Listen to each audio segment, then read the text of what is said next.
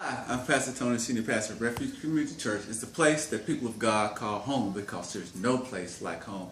I'm here with a very trusted and dear friend, Pam, and I've been knowing her for many years. And she's just been an inspiration here in our community. I mean, she's a mother, she's a runner, she's a kickboxer, she's an administrator, she works with children. I mean, she's the only person that I know that actually runs by the house and actually can run and actually navigate a cell phone at the same time. I think that's an acquired skill. But it's good to see you. Thank you for I just coming. wanted to just take some time to just tell me a little bit about, but tell me a little bit about your running. What actually do you run, train, what you got like going on, so to speak? Okay, so my running is my passion. Okay. And I basically Okay. have put a lot of years into it. Yeah. I started actually in high school, believe that. Okay. I did run in high school because I was a cheerleader. And I was the only other sport I could fit in because it was during the spring after football and after basketball, and then we didn't have to cheer for anything else at the time. So then I got into running. Cheerleader, running, okay. Yeah, so then went to college and was also a cheerleader there, but would run for fun and just to stay in shape. Then got to Texas and started teaching right out of the gate, elementary school. Okay. And started teaching aerobics. Oh, see, I know that one. That's good. See? That's good. Then, but still love my running. Yeah. So kind of got away from it, but then I picked it back up in the mid '80s and decided I was going to start running marathons. It just sounded like a fun thing to do. Yeah. So I started training. That was when Houston Marathon was mainly maybe 500 people at the most. Not even, maybe. Wow. Okay. And the majority were gentlemen. Okay. And there was a few, maybe 20 women. Wasn't a big thing. But I just kept on going with it, and then I started joining running clubs and doing running things at Memorial Park because I live in that area. Okay. And just kept up with it. But that was my go-to, and it's always been. It's my passion. Okay. So, like, what do you have, like, coming up as far as running now? I know there's, like, I know all the answers. It's hard to ask you questions, and I know the answers to them. Right. So, like, upcoming running season, so to speak. What you got, like, this is, September. September 1 hit. That means training time. Yeah. So, I'm already in training for that Houston Half Marathon. It's the end of October. It's October. Mm-hmm. And then November 16th, I'll do, I'm not sure the name of it, but it's another half marathon. Okay, so that's 13.1 miles. Right. Okay. And then December 16th, another half marathon. Another half? Wow. And then the Houston Chevron, which is a big event. January. Okay. And then Katie is doing its inaugural marathon this year, and so I'm going to run that half marathon. Okay. And then March is not decided yet. I'll probably do like a rock and roll.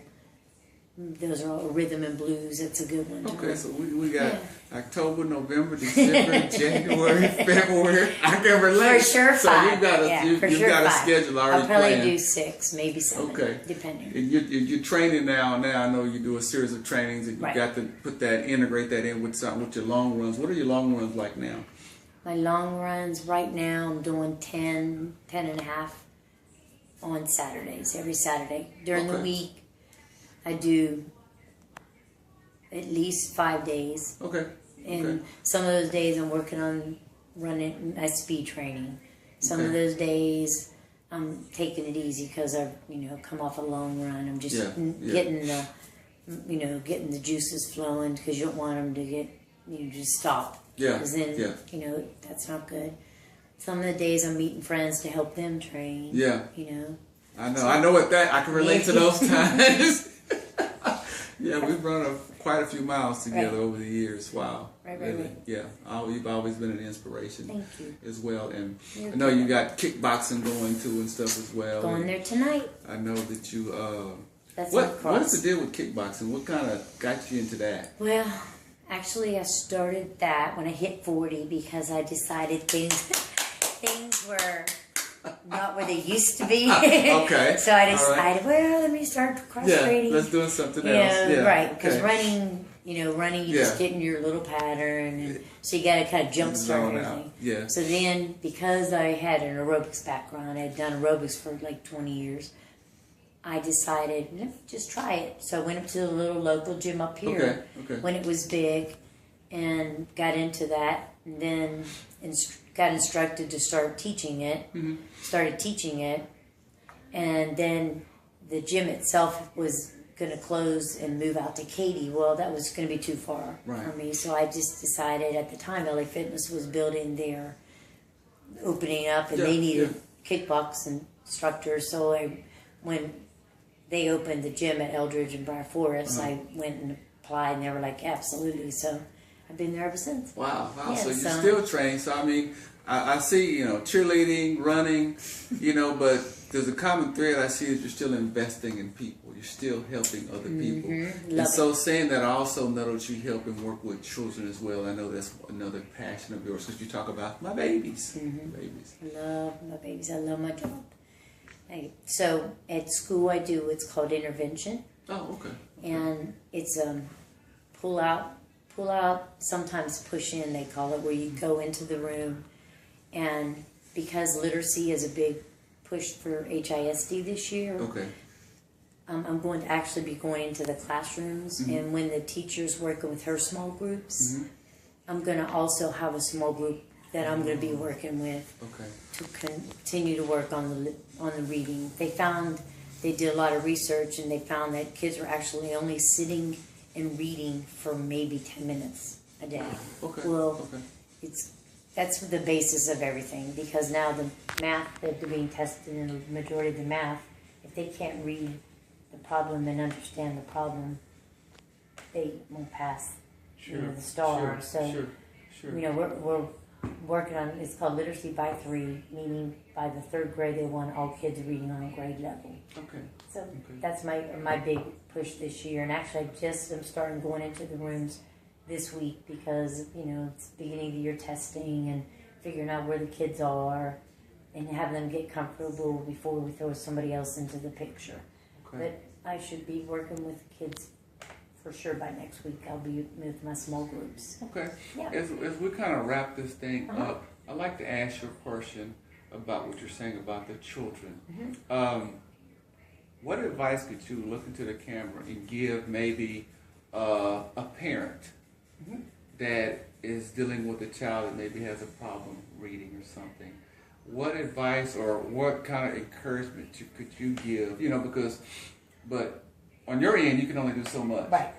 Sure. And it's also good to have things going on at home to help or supplement what's going on in school.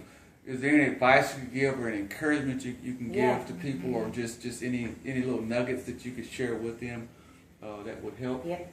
As much as you can read to your children, I mean, that's the key. Unfortunately, a lot of kids don't have that luxury anymore. They don't go home at night at a normal time. By the time they get home and picked up and they have to eat their dinner and get their bathroom and go to bed, and mom's tired because she's been working all day, and her daddy is still working because he has another job to supplement. So as much as you can spend time reading to your children when you're driving down the street, read the signs, when they're,